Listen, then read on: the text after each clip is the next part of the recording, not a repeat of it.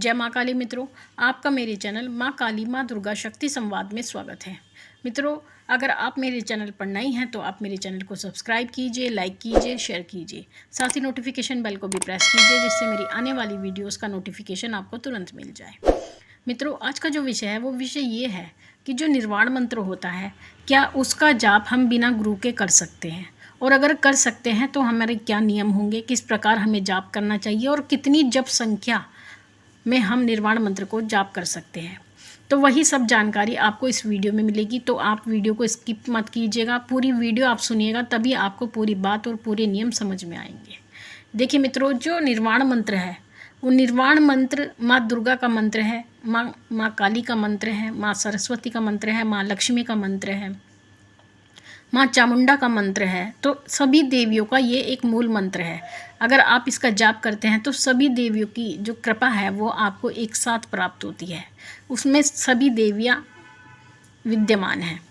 और जो निर्वाण मंत्र है, ये निर्वाण मंत्र क्यों है? क्योंकि ये 9 अक्षरों से बना है, यानी इसमें 9 अक्षरों का प्रयोग किया गया है। तो इसी प्रकार से निर्वाण मंत्र है।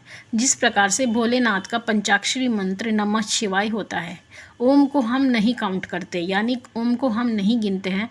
किसी भी मंत्र में जो ओम का उच्चारण किया जाता है, यानी ओम को जो जोड़ा जाता है, वो इसलिए जोड़ा जाता है कि जो मंत्र के दोष होते हैं उनका निवारण ओम मंत्र लगाने से हो जाता है।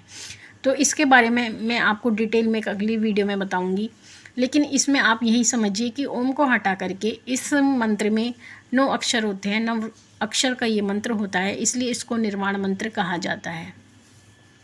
निर्वाण मंत्र में जो ओम को हम लगाते हैं, ओम के बाद जो एम शब्द आता है वो माँ सरस्वती का होता है, ह्रीम जो शब्द होता है वो माँ लक्ष्मी का होता है, और क्लीम शब्द महाकाली का होता है। तो इस प्रकार से ये 3 शक्तियाँ इसमें विराजमान है। साथ ही चामुंडाये का अर्थ होता है माँ चामुंडा।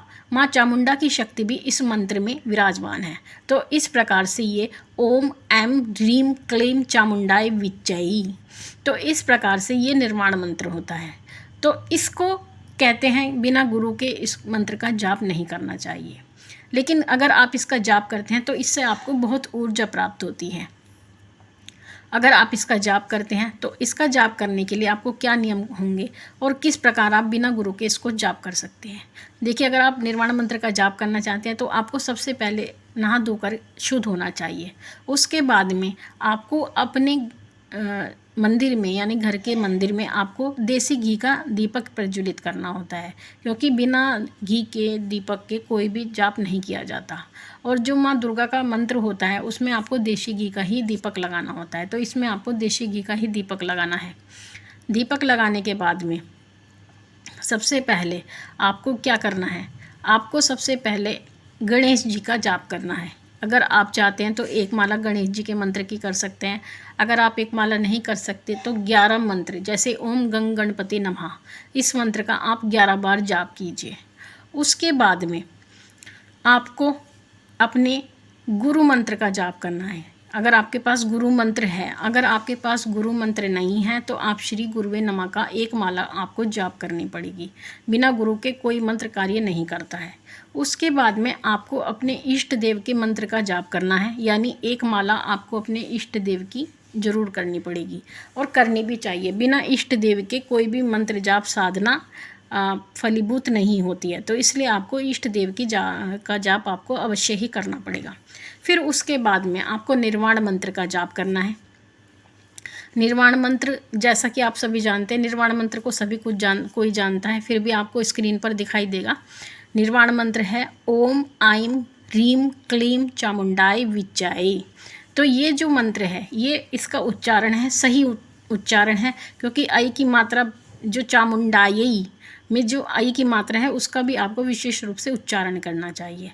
और जब आप निर्वाण मंत्र का उच्चारण करते हैं तो आपको जल्दबाजी बिल्कुल नहीं करनी है, क्योंकि ये जब संख्या तो महत्व रखती है। सबसे बड़ा जो महत्व होता है वो है मंत्र का शुद्ध उच्चारण। और अगर आप शुद्ध उच्चारण करना चाहते हैं तो आपको धीमी गति से ही मंत्र का जाप करना चाहिए। अगर आप तीव्र गति से मंत्र का जाप करते हैं तो अशुद्धि अवश्य होती है। और निर्वाण मंत्र एक ऐसा मंत्र है जिसमें आपको शुद्धि का बहुत ज़्यादा ध्यान रखना है। अगर आप अशुद्ध मंत्र का जाप करते हैं तो आपको उसका कोई फल प्राप्त नहीं होता। तो इसलिए आपको शुद्ध जाप करना है, धीमी गति से जाप करना है। और जहाँ तक कि जप संख्या की बात आती है, अब जप संख्या कितनी होनी चाहिए, क्योंकि आपका कोई गुरु नहीं है और आप निर्वाण मंत्र का जाप भी करना चाहते हैं, माता रानी की कृपा भी प्राप्त करना चाहते हैं, तो आपको 1 या 2 माला, अधिकतम कम से कम 1 माला और अधिकतम 2 माला आप बिना गुरु के इस मंत्र का नित्य प्रति जाप कर सकते हैं। और अगर आप इसका नित्य प्रति जाप करते हैं तो माँ भगवती की असीम कृपा आपको प्राप्त होती है, तीनों देवियों की कृपा आपको प्राप्त होती है, माँ चामुंडा की कृपा आपको प्राप्त होती है। और आपको यह मंत्र रुद्राक्ष की माला पर करना है। इसके लिए आपको रुद्राक्ष की माला की आवश्यकता होगी। रुद्राक्ष की माला से आप इस मंत्र का जाप कर सकते हैं। अगर आपकी माला अभिमंत्रित होनी चाहिए, आपको ये बात विशेष रूप से ध्यान रखनी है, अभिमंत्रित माला से ही आप इसका जाप करें। साथ ही इसका जाप करने के लिए आपको कोई ब्रह्मचर्य का पालन करने की आवश्यकता नहीं है। आप नित्य प्रति इसका जाप कर सकते हैं। और इसका जाप का जो समय है वो वैसे तो रात्रि होता है, लेकिन सुबह के समय अगर आप नित्य प्रति करना चाहते हैं, अगर आप नवरात्रि में करना चाहते हैं तो आप रात्रि में करें, लेकिन अगर आप इसका नित्य प्रति जाप करना चाहते हैं तो आप सुबह के समय इसका जाप करें। 11 बजे से पहले पहले इसका जाप करें, 11 बजे के बाद इसका जाप ना करें, क्योंकि अगला पहर लगता है। और जितनी सुबह आप कर सकते हैं उतना अच्छा है। प्रातःकाल उठकर करें और अमृत वेला में भी आप इसका जाप कर सकते हैं, तो बहुत उत्तम है ये मंत्र। और इस मंत्र का जाप करने से आपको बहुत सारे ही चमत्कारिक लाभ होते हैं, जिसका वर्णन मैं इस वीडियो में नहीं कर सकती। उसके लिए एक अलग से सेपरेट वीडियो मैं अपलोड करूँगी और आपको बताऊँगी कि निर्वाण मंत्र के जाप करने से आपको क्या क्या लाभ प्राप्त होते हैं। तो ये एक सामान्य विधि है, कोई भारी नहीं है, इसमें आपको कोई ज़्यादा कुछ करने की आवश्यकता नहीं है। बहुत ही सरल विधि मैंने आपको बताई है और बिना गुरु के बताई है। तो बिना गुरु के आप इतनी जप संख्या में इसका जाप कर सकते हैं। अब आपका ये भी प्रश्न होगा कि क्या हम केवल 2 ही माला करें, ज़्यादा जाप हम इसका क्यों नहीं कर सकते। देखिए बच्चे, कोई भी मंत्र जो होता है उसको जाप करने के लिए, यानी किसी भी मंत्र का अनुष्ठान करने के लिए या अधिकतम संख्या में जाप करने के लिए गुरु निर्देश की आवश्यकता होती है। गुरु ही आपको जो है निर्देश देते हैं और आपको सभी जो प्रोसेस होता है मंत्र जाप की वो आपको बताते हैं। और उसके बाद गुरु की आज्ञा से जो मंत्र जाप किया जाता है वो उसमें अड़चन भी नहीं आती। अगर आप बिना गुरु के कोई भी मंत्र जाप करते हैं तो उसमें आपको बहुत अड़चन आती है, आपकी साधना भंग होती है, बार बार आसुरी शक्ति आपकी साधना को भंग करती हैं। तो गुरु वो मार्ग प्रशस्त करते हैं, आपकी रक्षा करते हैं, हर प्रकार से आपकी साधनाओं को वो सही तरीके से चलवाते हैं। और गुरु जो सच्चा वास्तविक गुरु होता है, जितने भी उनके शिष्य साधना करते हैं उनको सभी जानकारी एक अपनी जगह पर बैठे बैठे पता लगती रहती है कि किस शिष्य की साधना कैसी चल रही है, क्या अड़चनें आ रही हैं। तो इतनी सामर्थ्य गुरु में होती है। और जो इतना सामर्थ्यवान गुरु होता है वही एक सच्चा गुरु होता है, क्योंकि सबसे पहले शिष्य धारण करने से पहले स्वयं में इतनी सामर्थ्यता होनी चाहिए कि हम उनकी हर परेशानियों को हल कर सकें और हर प्रकार की विघ्न बाधाओं को दूर कर सकें। तो मित्रों, इस कारण से ही आपको जप संख्या कम बताई गई है। तो 2 माला आपको बहुत उत्तम बताई गई हैं। आप 2 माला का अधिकतम जाप कीजिए और माँ भगवती की कृपा प्राप्त कीजिए। अब अपने सब्सक्राइबर का प्रश्न लेते हैं। प्रश्न है सीमा मेहरा जी का।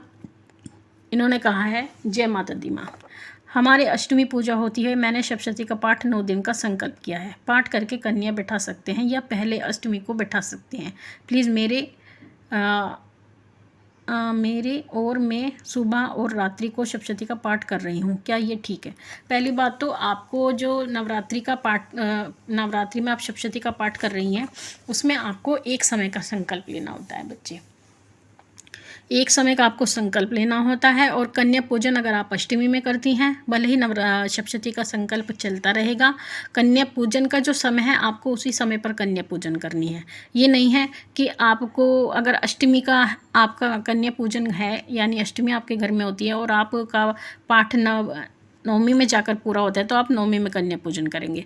पाठ से कन्या पूजन का कोई संबंध नहीं है। जो समय आपका कन्या पूजन का होता है, जिस समय पर आपके घर की रीति रिवाज हैं, उसी हिसाब से आपको ये करना है।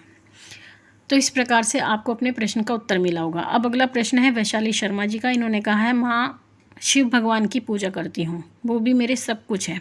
और कई बार मुझे उनका दर्शन भी हुए हैं, पर कभी कभी मेरा मन पूजा में नहीं लगता और इस बात को लेके मैं टेंशन में रहती हूँ।